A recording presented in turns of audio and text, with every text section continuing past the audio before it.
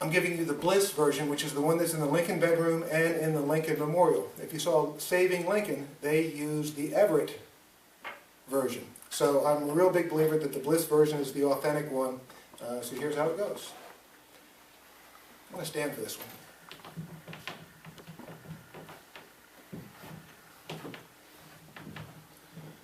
Fourscore and 7 years ago, our fathers brought forth on this continent a new nation, conceived in liberty, and dedicated to the proposition that all men are created equal. Now we are engaged in a great civil war, testing whether that nation or any nation so conceived and so dedicated can long endure. We are met on a great battlefield of that war. We have come to dedicate a portion of that field as a final resting place for those who here gave their lives that that nation might live.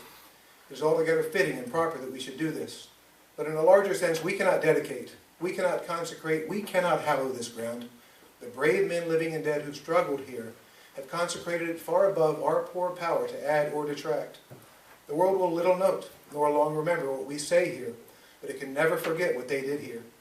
It is for us, the living, rather, to be dedicated here to the unfinished work which they who fought here have thus far so nobly advanced. It is rather for us to be here dedicated to the great task remaining before us, that from these honored dead we take increased devotion to that cause for which they gave the last full measure of devotion, that we here highly resolve that these dead shall not have died in vain, that this nation under God shall have a new birth of freedom, and the government of the people, by the people, for the people, shall not perish from the earth. November 19th, 1863, at the dedication of the National Cemetery, Gettysburg.